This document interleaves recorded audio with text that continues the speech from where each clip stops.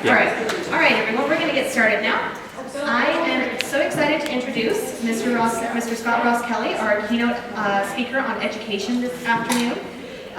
Not only is Mr. Roskelley being so graciously our only male speaker today, but he's also a big force behind organizing some of this event. Several of the panelists who are here today were recommended to us by him, and he has just been so wonderful for helping us put all this together.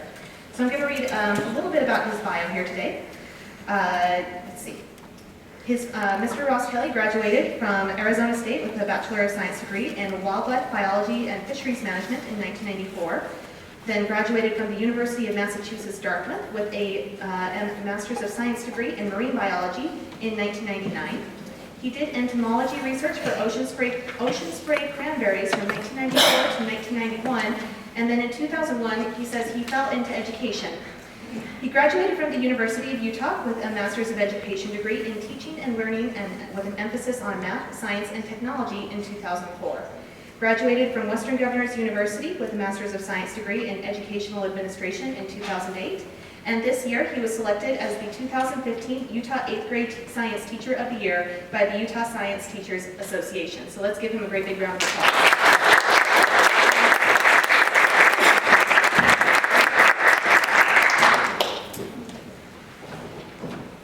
Thank you. I'm a walker too. It's a habit from school. If you're not a teacher that's walking around, kids are getting away with stuff. So you guys got to keep moving around. I'm really happy to be here. When I first heard about this conference, it was a great thing. In education, especially in science education, as a lot of you know, we have a huge need for women in science, in engineering, and in math. And it can be heartbreaking as a teacher when you hear some of the things the girls say. Some of the things the girls say, no guy would ever say, at least to my face or to their face. And so it makes it kind of hard. There are a lot of challenges that we do have to overcome in education. So a little bit about me, because my background and why I'm here, my background is why I'm here. Born in Chicago, turned 50 this year. I'm getting kind of excited. It will be half a century. It's good. I'm feeling good about it. I've got some very strong women in my life, and then some of them are right here in the picture here. My grandmother is still around. My mom, a very strong woman. I watched my mom as a young child go to school and work and get a degree from Chicago State University in anthropology. She would take us to class with her, because she was my babysitting. And I'd sit there and listen to these wonderful professors mentor her and teach her. And it was awesome to watch her get a job at the Field Museum working in the anthropology department. It wasn't until years later I realized my mom was the secretary of the anthropology department with an anthropology degree. But it was cool for me as a kid. I got free access to the Field Museum behind the scenes where the cool stuff is, right, Carrie? I know. She had an office with an Inuit canoe made out of seal skin. Right there on the top of the bookshelf behind her desk. It was really awesome. That was cool. I got to have the entire run of Lakeshore Drive as a kid. So I spent my time at the Shed Aquarium, and at the Adler Planetarium, at the Field Museum, at the Museum of Science and Industry, at the Art Museum. We had the run of the town as kids. And my mom was at work. We're teenagers. We had to go run the town. So I was spoiled. I was very spoiled growing up there with all the access that I had to all the great things that were there. But more importantly, in a way, it was my middle school science teacher, Mrs. Magi. 8th grade science, same grade I teach. I gotta tell you, I wasn't a great student. Wasn't in the honor roll, never made the National Junior Honor Society. I was happy to be as lazy as I possibly could, just to skirt by. And she was a pusher. She pushed you to do more. And it was during her class that I fell in love with the ocean. Stuck in the middle of landlocked North America, falling in love with the ocean. And I even did a science fair project on the ocean. It was horrible. It really was. I'll pass up. I mean, if my kids did that kind of project, I'd be really upset at them. But she didn't say that. She was very encouraging, and she said, this is what you can do to get better, and have you looked into this? And And she was always just making science more interesting for me. And so I fell in love with science because of my middle school teacher. And here I am as a middle school teacher. And I've got this great mentor in my past. And one of the things I actually regret is I can't go back and thank her. I've looked, I can't find her. I haven't found any reference to her anywhere. But you learn as a teacher that less than 1% of your students come back and say thanks anyway, so you're okay with that. As a father, I got married in 1988. My goals as a father were simple. I have 2 wonderful daughters, and I wanted them to be strong. I wanted them to be the kind of girls that never let anyone ever tell them, you can't do it. So I always tried to raise them with, whatever you want to do, don't let anyone stop you, because if anyone stops you, it's your fault. You've got to stand up and not let anyone get in your way. And if they tell you no, don't take it for an answer. So I wanted to believe they could accomplish everything. I wanted them to believe they're successful. If that's all they wanted to do is grow up and become a stay-at-home mom, then awesome. But I wanted them to be happy with whatever their decision was. But I wanted to be like their mom. My wife was really strong. I would never think of telling her she couldn't do something. She'd tell me to F off. But not so nicely. My wife is a very, very strong woman. She's very strong-willed, and I love her for it. And I'm always, every once in a while, we'll be joking around, and I will say something like, why don't you just get barefoot and pregnant? I can't finish saying it. It makes me laugh so hard thinking of her like that. It doesn't work with my wife. And so I'm very proud of her, too, because she set a great example for my daughters growing up on how to be a strong woman. And I knew I was successful at this the day each of my daughters at different times came to me and said that they had read the Twilight series, and they hated Bella.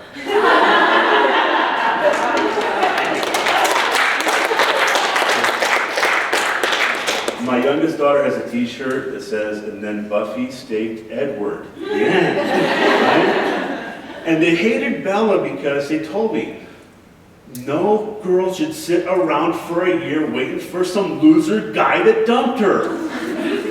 And I knew that, okay, now I've got these exactly where I want them. I'm really proud of my kids. We can't help it. They are amazing. They come up pretty good. Women are awesome scientists, and I've met some great ones. I could have made slide after slide after slide. People that, just from the time I was a kid, that encouraged me in this area. Nancy O'Connor was one of the professors that I had at UMass Dartmouth in marine biology. She was hard. I worked so hard for a B+ in her class. I sweated that B+ out. She wrote me an awesome recommendation to actually help me get into the school. Because telling your kids not to take no for an answer is one thing. But when the university turned me down to get into the program, I went to the professors and said, what can I do to get in? And she's one of the ones that encouraged me and said, take my class. It's coming up, take my class, do well in my class, and I'll write you a recommendation.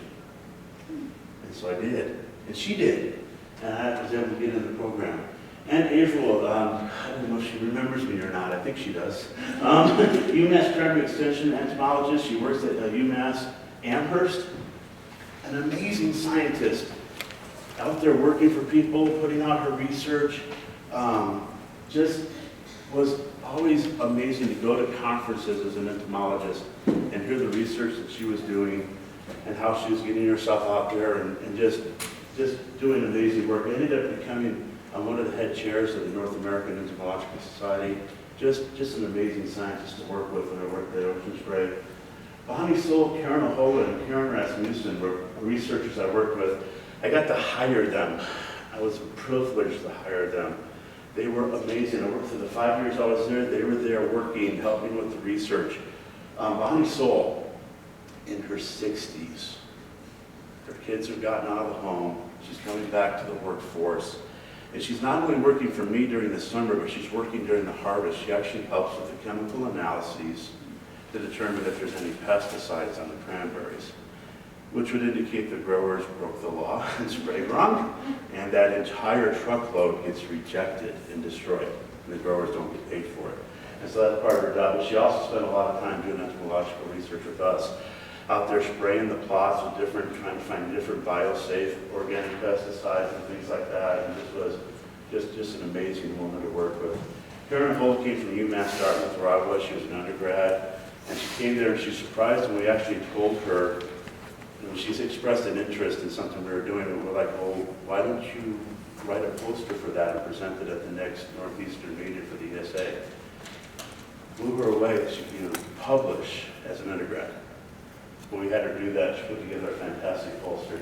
Karen Rasmussen was the same way, but she was a high school student and just was interested in science and had a father who worked at Ocean Spray who asked us if we could bring her on. And she came on and was able to actually publish as a high school student and some of the research that we were doing there. So I've personally worked with great sign-up people there. My education experience has been daunting. My first day in the classroom, back to school night. I got my classroom all set up, it's looking really good, I got my handouts ready, and this first parent walks in with her daughter, and the daughter goes, I don't know what I'm doing here. I hate this. Girls can't do science. My very first student broke my heart. I knew better from my experience. And I told her, I said, in my class, you don't do science. In my class, you are a scientist. You will be doing research. You will be actually doing the actual hands-on stuff where you will take and do exactly what I did as a scientist and what I've seen other women scientists do. So don't ever say in my classroom, girls can't do it. I know better. I've seen it. I get thinking, girls say, well, girls aren't interested in things that involve science. So I challenge my students. Tell me something that does not involve science.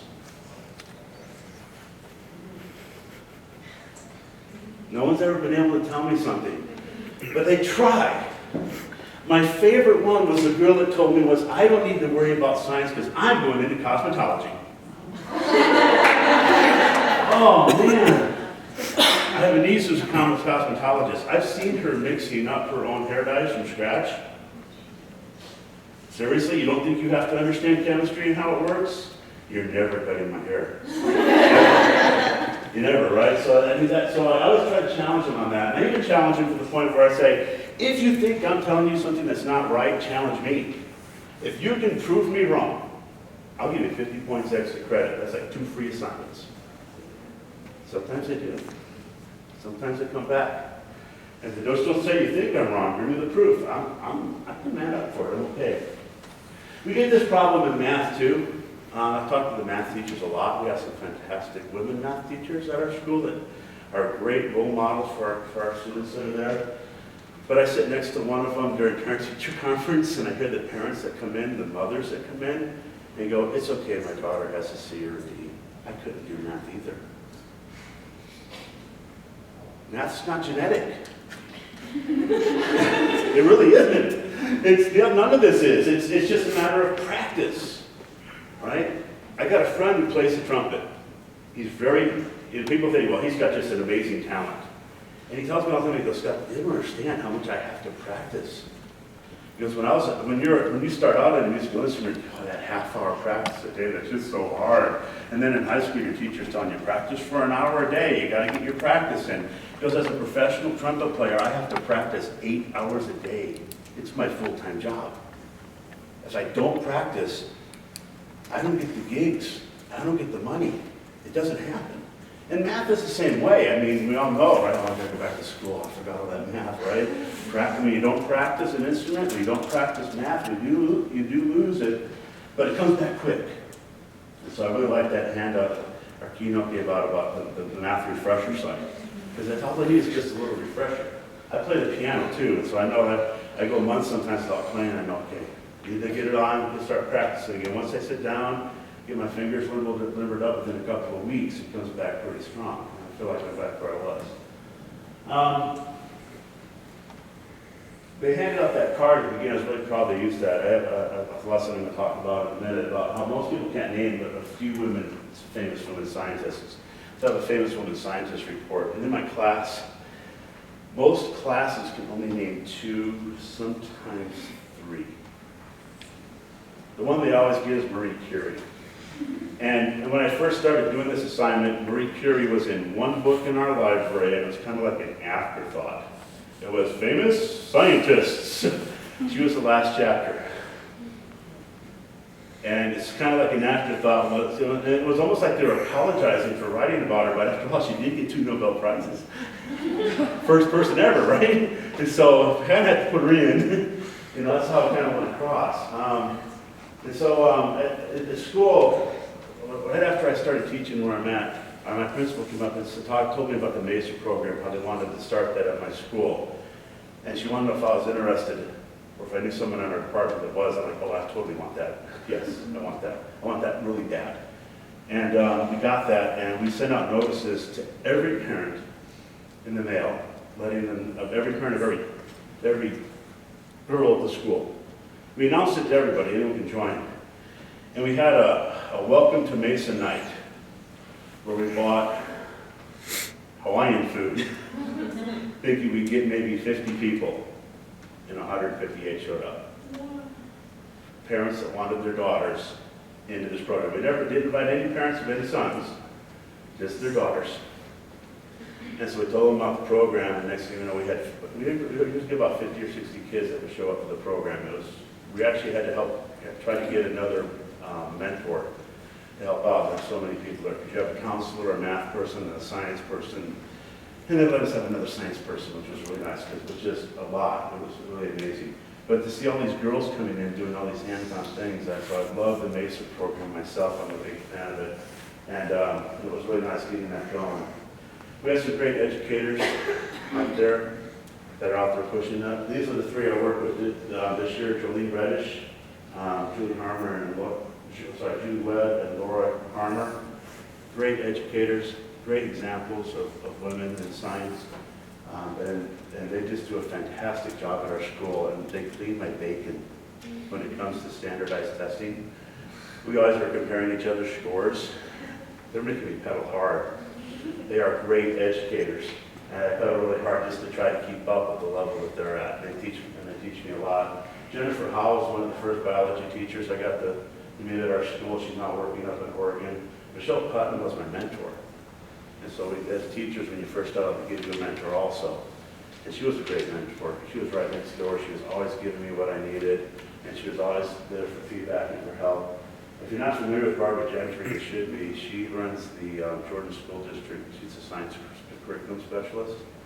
She's got an awesome website with stuff, every assignment that matches the core, what it teaches, what it hands-on things that are put together just for our district, but everyone around the state uses, and anyone can go and use and check out. Jeannie Boswick she's scary. I don't know if I want her as a teacher or not, but Jeannie does this thing because on the new standardized testing, we don't read the directions on how to do the test anymore to the kids. They have to read it themselves. And so she set up her entire curriculum where the kids have to follow written directions. She says the first 2 months are pretty hard because the kids aren't used to that. In elementary school, we spoon feed them along and tell them along and hold their hand. And so she works hard to do it, but her kids excel because of it. Dawn Monson is one of our Huntsman Award winners. She's an amazing science teacher out of South Hills. Her and her husband are both middle school teachers and just amazing teachers. Cindy Mitchell is the last one I've been on there. Most people don't think of her as an educator because her title is librarian, but she has a teaching degree. She's our librarian at our school. And so at our school, when I started my women's scientist report, and I went through our library and tried to find books for kids to do reports on, there's maybe 8 books. There wasn't a lot. And over the years, she's been buying dozens and dozens and dozens of more books. I've got over 250 books to choose from now. She's been a huge advocate in the school. She's always bringing me, at the end of the school year when she gets her next shipment of books in, she's always bringing me a stack. These are a bunch of women I thought would be good in your project. I got more than I could ever hope for and choose from. When we do this report, I have the students name all that you know, and they can, like I said, you can only name 2 or 3 in the whole class. And so then I talk about why they can't name that many, and then I talk about 2 of my favorites personally. Anyone here get Lee Smittner or Eddie Lamar on the little cards? Makes it easier for me to talk about it if you didn't. Something new. Anyone here know who Lee Smittner was? There should be a statue in every town of America of Lee Smittner. No joke. Everyone should know from kindergarten who she was. If it wasn't for Lee Smittner, I would be speaking German right now. And we wouldn't be talking about women in science. We'd be talking about women cleaning house, taking care of the kids, and being good little Nazis. Lee Smittner in the 1920s discovered nuclear fission in Germany. And her colleagues told her, "You are the woman. You are the stupid. You are presumptuous. Get out. Oh yes, you are a Jew. You must die." And so she fled to a guy named Robert Oppenheimer in Sweden and got together with him and came over and met a guy named Albert Einstein and gave her research to us. She didn't sell it. She never got an award for it. She gave it to us. If the Germans had listened to Lee Smittner, conservative estimates said Hitler would have had the bomb before 1943. About the same time we developed the V-2 rocket. Wow. Wouldn't that have changed the world?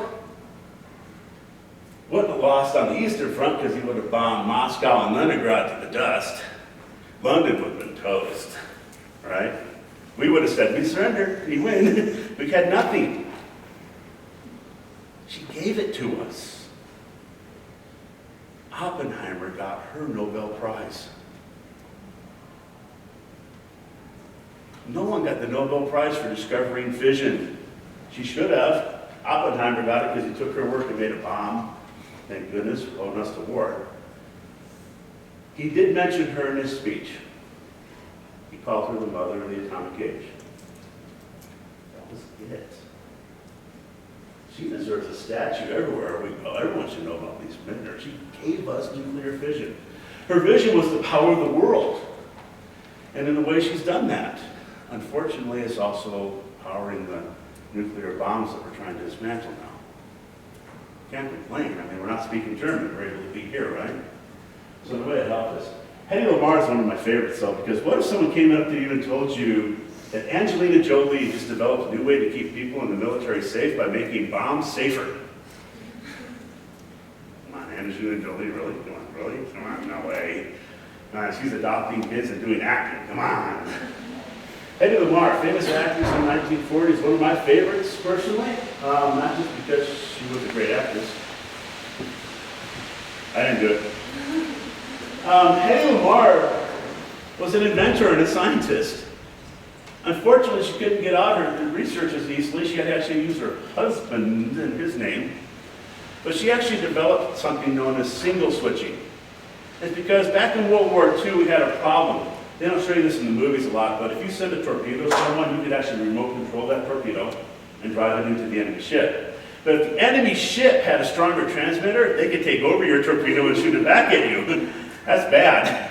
She developed a system where the controller and the torpedo spoke back and forth and switched signals at regular intervals so that you couldn't take over the torpedo and she could drive it into the ship.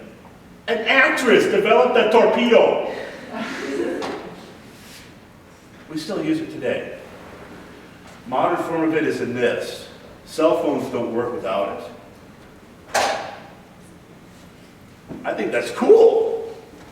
I want people to know that. This doesn't work without Hedy Lamarr, a famous bombshell actress in the 1940s, whose biggest press was because she took some maybe slightly scandalous pictures. Oh no!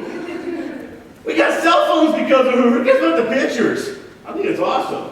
And so I had these kids do research on all these amazing women are out there. Not just women who invented, I don't know, the Barbie doll or the dishwasher, because that sounds so womanish. The windshield wiper, invented by a woman. Bulletproof vest to save police officers' lives, invented by a woman. There is some cool stuff out there, stuff that happens in your everyday life, invented by a woman. And so my kids go around, they've been going around all this last week, comparing the different women they've been researching and bragging about which one's more badass than the other. I love this week. It's been a great week. So I asked my kids, how come you can only name 2 or 3? These are some of my student comments. There aren't a lot of women scientists. We've never studied them. That is very true. They really haven't. Women are just seen as scholars, not as scientists. Not me. Women aren't encouraged to be scientists. That one breaks my heart. Because women should be encouraged to be scientists. You should be encouraged to chase your dreams, to do whatever you want to do. Men are noticed more and more easily. Dang it. That should be right. Oh, listen, people think women are inferior or not smart. I had one guy blurt that out. It's one of the few comments that God actually said out loud. Women aren't smart. And I said, you sure you want to go with that one, right? And I go, ladies, remember who said this when he's asking for a date to the prom? You're not smart. Women aren't known for doing stuff back then. I forgot what that one is. Well, women like hair and stuff because hair doesn't involve anything with science, I guess. Women stay home and take care of the kids. And in a lot of our societies, that is true. In the past, women weren't educated. Hypatia, Greek scholar and mathematician, over 2,000 years ago, was educated. Had some pretty cool stuff. She discovered pretty cool stuff in math, too. Interesting one to look up. Women followed social norms in the past that did not want to be known for science. Dang. Don't tell that to Martha Costin. She would have been really upset. Women's interests aren't based in science. That's where I challenge them again on those things. Women didn't do anything worthwhile or beneficial. I write these on the board as they say them, and I want to cry when they say them. My favorite one, though, has always been, women don't want the credit. Because when they say that, I go, I did not know that. All you girls in my class now have a 0. And then the riot starts. And also they want credit. Of course, it all boils down to that last word. We have a great discussion in class about sexism. But one thing I want you guys to know is that every one of these comments came from a girl.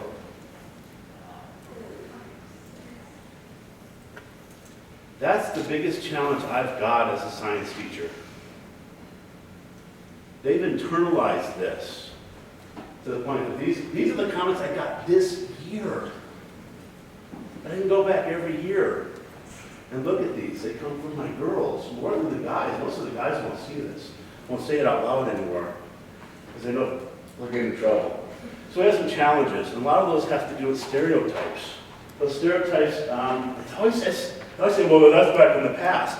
If it's back in the past, how come we can't name any famous women scientists or inventors or explorers? It's not just in the past, it's now. And so they talk about the past, but they still can't name it today. I try to make sure they can. They didn't know. You know, this is Utah, and you can't talk about this stuff, cultural misconceptions. And so they have this, the LDS Church, of which I'm a member, served a 2-year mission in the Samoan Islands, puts out some great things about education, encouraging women to go out and get their education, and go to college, and get, the glory of God is intelligence, right? The one comment, the most important work is in the home. It's a great statement. My mom and my dad did a great job raising us. I really love my home life. My home life is why I'm here. But a lot of our daughters are internalizing this as the only work is in the home. And so they don't finish their careers. They don't pursue their dreams because they think that's all there is. And not even the church is saying that's all there is. It's just how they're internalizing it. And if we can find a way to stop that, we'll go a long way in overcoming the challenges that we have to get more women in STEM. But it's heartbreaking. It really is. Attitudes are big on this. Learning is not genetic. And one of the things, the first thing they teach you as a teacher, which surprised me when back to becoming a teacher. I mean, I came from the scientific world. Everyone can learn. And when you say it, you're like, well, duh, of course I can. But really, everyone can learn. If anyone is stopping you from doing what your dream is, you need to get out of their way. Don't let them stop you. Because ultimately it comes down to the fact you let them stop you. You can't let them do that. Learning is different today. One of the things we learned in Mesa, we teach the kids I'm teaching right now in 7th grade, when they graduate from college, 25 to 35% of the jobs they apply for do not yet exist. We have to prepare people for jobs that technology hasn't caught up to us yet with. Technology is developing so quickly. Up to 1/3 of the jobs that they will be applying for don't exist. And so I get really mad at my friends on Facebook that post a picture of a math question. See this stupid math question? Why can't they just say 2 + 2 is 4? Because we're not just teaching them 2 + 2 is 4, we're teaching them different ways to conceptualize it because they're going to be using technology that doesn't exist and they're going to need to know that. That's why. For goodness sake, stop getting in the way. You asked a whole bunch of experts in science and math to get together and come up with the best way to teach your kids, and then you complain about it. It makes it hard for us. And so we try to come up with the best ways to teach kids that are hands-on, and we get told, oh, you can't do that. Sorry. Why can't you just make them read a book? Yes, all we did, read a book with the questions at the end. Because in the modern technology world, there's not going to be a book. There's going to be technology that they have to manipulate and use, and they need to be able to conceptualize how that works and how to put it together so they can even make it better for us. And I think it's awesome. So learning is different today. There's a lot of challenges to overcome. One of the ones I want to get us past as soon as possible is more women in STEM or anything else. So, any questions, comments, concerns, critiques? But do the female teachers in your school do the same kind of conversation about women's sciences? They didn't. When I first started it, none of them would do it. And 2 years ago, I got Jolene Reddish to do the assignment at Florida. And now they do it. So yeah, now they do it. But it was one of those things after I developed it, oh, we got so much other stuff to do. And I'm like, well, it's after the SAGE test. It's okay. No, I got these things I like to do here. Oh, come on, you just got to try it, please. We were begging, me and the librarian were begging them, please, you've got to do this. And so now it's okay, who has the books? Which books do we pick out? Who has the master list? We need to get this going. So it's changed quite a bit, thank you. Do they, in the last couple of years, do they have the same conversations with those female students? They do. It's my lesson plan. When they first start, as a teacher, when someone hands you something where it's written out and you know exactly what to do, it's a lot easier. There you go. And so yeah, they do. They get a lot of those questions, and then we sit down and we sit down in our collaboration meeting on Fridays and just marvel at how much their minds are opening, and how excited they are about it, and how they start to realize that some of the most cool stuff in the world was invented by a woman and you never heard about. The first computer program was by a woman. Hello? That should be up there with Tommy Edison and the light bulb, in my opinion. It really should, but we don't hear that. We don't hear about Mrs. Goldstein and what she did programming that computer. Right? So. I think it's surprising, because I'm a math teacher and I stand at the front of the room and I have my girls just like you said, I don't need this. Girls don't need this. I have that same conversation. Anybody has problems, I don't need math. Oh, you know. But I'm a female math teacher and I have kids, girls saying that to me. Yeah. So I'm curious, so what school do you teach? I teach at South Jordan Middle School. And so, and it's the math, we use a lot of math in science. I mean, we can't do science without it. Let's be honest about it. Math makes us run. You're already a little engine. I get girls all the time that say, math is so stupid. It's like, you know, what I did, it just sounds really weird what you just said. What do you mean it sounds weird? It sounds like you just said, I hate indoor plumbing. Why do you hate toilets? I didn't say that. I said, all I know is you can't have a flushable toilet without math. I got a friend of mine's a plumber. He actually teaches sometimes at Slick in their journeyman program there for, and the kids get upset because they have to learn trigonometry to put your plumbing. Guess what? There's pressure equations involved with how things flow. There's shapes. There's all kinds of cool stuff. Yeah, and he loses 1/3 of the students because they can't handle the math. But welcome to life. It runs the world. Any other questions? Yeah. So, as you obviously know, I work at a charter school, and I had a girl recently come up to me and ask me, she knows that I do work with marine biology, how she can get involved and what I can do to kind of like help her out. What would be the best way to go about doing that to kind of help foster that relationship she has with science? get into the aquarium first off. I mean, that's the shed aquarium got me into marine biology faster than anything else in the world. Seeing the river dolphins they have there, they're cool because they're not like your normal bottlenose dolphin, long thin beak, big head. It's just they look like almost alien. They're really cool. I got stuck looking at it. Get her in that, and then just keep fostering.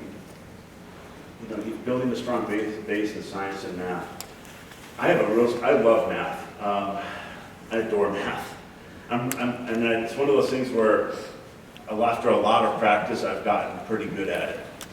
And so I ended up doing, my advisor as a marine biology was actually the statistician for the department. And so I take all of his classes and learn all that math on top of it. And it's one of the biggest headaches, even for those of us in science, is before you even plan an experiment, you have to know how you're going to analyze the experiment. And I'd say 90 to 95% of scientists forget that. The math is critical. And so promote math and the joy of numbers. And then find good mentors. In terms of getting marine biology, I don't think I ever really had a good mentor. When I met my first undergraduate mentor, he was like, "Why the hell do you want to go in this field for?" And he was serious. That's not a good mentor. But I did, and I didn't let him stop me, and I went into this field, right? And so find good mentors, people that can be good role models on how to do it and help out. Because, I mean, if you had asked me when I was her age, how do you apply to go to the right college to become a marine biologist, but now I do. I don't know what she do, so find people that'll help her out, including me. You know me. He's my son. You know me. Any other questions? When you have students give you those answers and then you have a discussion about sexism, what ends up being the result after that? My main goal of having that discussion is to open their eyes to it, because a lot of them don't think it exists. All of their comments are, well, back in the day, 100 years ago. And so my goal is to get them to at least open their eyes, and then the result, hopefully, is that they won't perpetuate it. That's the ultimate hope, is that they won't be the ones that are coming out there, that they realize that girls and women have a lot to contribute, and that they need to be open to it. So that's my hope anyway for them. I think it's working. Some successes I've had, the things that, as a teacher, like I said, with my own teacher, I never went back to her. Can't find her today. I've looked. I've had a couple of students come back. One was a letter I got from a student that graduated from U of U with a degree in biochemistry, telling me how much she hated science until my class. How after my class she decided she wanted to go into cancer research, and she'd just been accepted to a job doing cancer research on the cancer that killed her grandmother. That made me feel pretty good. Like, you know, because I tell my kids at the beginning here, I don't want all of you to become scientists. Some of you have to say, do things like, do you want fries with that? You know, I gotta have my fries. But if you want to go into science, great, I'll help you. I want you to, if that's what you want to do. I had one just was really weird. Cinco de Mayo, my wife's like, hey, I'm going to call in an order on the internet, and you just stop by and pick it up. It'll be easy. Yeah, Cinco de Mayo, everyone did that. I got there right on time and sat for an hour and a half. But if I hadn't sat for that hour and a half, the last 15 minutes was talking to one of my old students who is graduating right this month with a medical science degree. I don't remember which one she said. She's actually working doing medical research. She had a whole list of different badges. Yeah, this gets me into this room, this gets me into this room, this gets me into this room. And she's just been accepted to graduate school and looking at biogenetic engineering. Now it's just happenstance. And she goes, you know, listening into your class, I realized I could do this. I never even dreamed I could do this. So that makes you feel, you know, even if it's just those one or two, awesome. You know, at least I got through to someone that actually gets them to turn around. I always wonder about that first student, though. That's the one you wonder about, right? That first one that said, girls can't do this, I'm here. This day I still wonder where she went, what she's doing, if she got past that or not. I hope she did. No, but you just don't know. Yeah. So you work in 8th grade and foster all of this stuff for the women in your classes and everything, how would you actually apply what you do to other grades, younger and older, so that it continues on past and before it gets to you? I am literally at the tip of the fulcrum in 8th grade. Because right now, they're learning about it's better to be beautiful and glitzy. They actually internalize that, and it's scary to me when I see that. It's literally a tipping point. I'm hoping to catch them. I'm moving down from 8th, I'm going down to 7th, because I'm catching them earlier. And they haven't been swept up into that cliquey teenage angst that goes with that. I'm hoping to catch that. So that's one thing, is just catching them earlier, especially in the younger grades. I decided in 8th grade what I wanted to do and where I wanted to go. And a lot of people, that's when they're making that decision.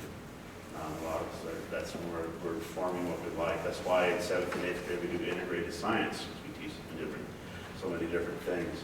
And so one thing I'd like to see more of, and we're starting to see more of it in our district, is a lot of science gets skipped over in the elementary grades. A lot of the teachers are afraid of it. And so I would love to see ways of getting, and I hate to say the word funding, but funding, because you need money for this to work, to educate those teachers in service training on how to teach your curriculum. Here's ways to do it. Here's ways to keep the girls involved and get them going in it and keep that going. We get a lot of students who come back from high school also saying, how come they don't do science the way you guys do? All our biology teacher says is read chapter 5 to the questions at the end. And that's a challenge too. We find out some of the other schools aren't. I'm very fortunate. I work in a very awesome department where we collaborate, we work together, we design together, and we find out other departments don't do that, and there's no incentive for them to do that. So you've got to get past that. We hear that from a lot of the high schools, unfortunately, is that they're making us just do book work. We have a biology teacher at the high school who refuses to do dissection. And if they do dissection, it's a reward for after the SAGE test. There's a whole section, I know because I helped write the book for the state on it, on just organ systems. And how you teach organ systems without doing dissection, I have no idea. You just can't do it with pictures. But when you get the kids and they're actually opening up an organism that gave its life for science, and they're just amazed by it. When you hear them talking about it in the hall about how cool that was, that's when you get excited. So so I'm kind of in the middle, but on both ends, I see the problems that are there. I don't know how to fix them at the high school personally. It's a tough road. I've only been at my high school for 1 year, or for almost 1 year, and I've seen a number of instances of control on, the boys with their girlfriends. There's some abuse there. And I would like to know what your conversation is with the boys in supporting the girls in this way. My first conversation is with the girls, because the girls don't report it. And so I let them know at the beginning of the year, first day, that when we talk about what's allowed at school, that sexual discrimination, intimidation, bullying is never allowed. And I tell them, no matter what, if you feel like you can't talk to someone, you come talk to me and we'll make sure he's taken care of. And it's been nice to have girls actually come to me because they know they can talk to me and get help. Again, we do resolve it. I try to make sure I tell the guys too. I mean, my mom always raised me, you never go anywhere you're not invited. If you're not being invited, you don't force an invitation. And so I try to tell the guys that you always treat a lady like a lady, even if she's not acting like one. That's okay. That doesn't mean, because she's being mean or nasty, doesn't mean you shouldn't be a gentleman. I try to raise my boys like that. I try to teach my students that. It's hard with guys, especially in the middle school situation, because they care less about what I say than what their friends say. And so there's not a lot of conversation I get to have with them on that, because they're pretty much blowing me off. And so most of what I need to do is I just need to make sure I'm out in the halls and I'm making sure I'm aware of what's going on. Within your classroom with this project, Yeah. and I know that you said that they don't participate, or they don't give those responses as often, They don't. but how do you lead them to support women in those fields?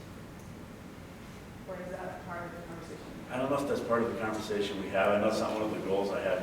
My biggest goal is just getting them, letting them know that these women are out there. We really don't get it. I talk about my mom. I talk about my mom and how, I never would have thought to tell my mom not to go into anthropology. Are you kidding? That's who my mom is. So that's about probably the closest I get to that. I was just going to say, like, with that, so I have a degree in applied mathematics, and we had a very small group in my graduating class. There were only 15 people in the program. There were 4 girls and 11 guys. And I think as a guy, like, we're often oblivious that girls feel like segregated from the group. Like, we don't even like understand or acknowledge that like they feel intimidated, or that they feel like, oh gosh, like, I'm in math or I'm in science, because like we're all struggling too, and it's like we're just trying to get through the work. And I didn't like really like acknowledge this until I just graduated. One of the girls from the group, she spoke at my graduation, and she graduated magna cum laude, 3.97 GPA in applied math, one of the smartest people I've ever met. And she confessed while she spoke that she was, incredibly intimidated by the fact that there were a lot of men, and that she felt like she couldn't do it, and she almost quit several times. And like, I remember just thinking that, just like, how did she think this when she was getting like hundreds on tests that I was failing, and so I think that, yeah, just with how do you get men to, support women too in that field, I think for us, like, we're just kind of oblivious to it because we feel like, this girl is a genius and she's getting it all done, but then at the same time, she still had these internalizations that, I can't do this and I'm in a man's field, and so, yeah, I don't know how we should do that, go about that either. Yeah, I think it's an important conversation we do need to have. I think something that, like I said, I've tried to raise my kids in my home to be aware of that. I think I've done a good job. What do you think? Oh, thanks. That's my support system over there. But I like the keynote, showed in her thing, a lot of things, the way we internalize things is so different between men and women. In my past, one of the things I did with the LDS church is I was a bishop. I'd have guys in my office with their wives having problems, and she would lay out exactly what the problem was. And it would be things like, he goes out and he doesn't tell me where he's at. I would never think of going anywhere without telling my wife where I was at. That's just rude. It's just common courtesy. But he's like, he'd be sitting there and go, I don't know why she's upset. I said, why does it matter, dude? She's upset. You know that doing this makes her upset. That means that if you're still doing it, and she gets upset, you should not be surprised. It should not be a surprise to you, but it still is to them. Maybe. Well, she knows I'm going to do it. Well, then stop. It doesn't hurt to call the phone and say, hey, I'm hanging out with the guys. It's not a problem. Unless you're doing something you shouldn't be doing, then we got a problem that maybe you and I need to talk about. But it's a different conversation and how things are internalized. And I saw that as bishop, and I had to slap the guys around a lot more than anything else and say, just stop doing it. It's easier, but sometimes we just don't see it. I mean, like I said, I was raised with a very strong-willed mother, and her mother was very strong-willed, and it was always, don't let anyone tell you no. It didn't matter if you're a guy or a girl in our family. No one tells you no. You want something, you go for it. My grandfather, I called him once, he was chief of staff at a hospital in Chicago, the doctor he recommended for us as a child was a woman doctor. I didn't know guys weren't supposed to go to women doctors. That's what I grew up with, And my guy friends would find out that they knew that's a girl. Oh, she's a good doctor. I'm healthy, got my shots. That's good. But it was one of those things where even when I called him, I was talking to him, I was in college, and he had just had heart surgery and just calling to see how he's doing. He told me, he said the same thing that I've been raised with. He's like, you find out what you want to do in life, and then you go and do it. If you love collecting garbage, then you go out and you collect garbage, and you own dumps, and you run the trucks, and you make whatever you want out of your life. It doesn't matter what it is, as long as you're happy. the most important thing is that you're happy. If I can get that through to half of my students, it'll be a miracle. If I get through to the few I do get it through, I'm happy with. I'll take it. It's hard to get through all of them. They got so many problems I can't fix in the classroom, unfortunately. I got to, I'm way over time, aren't I? Yeah.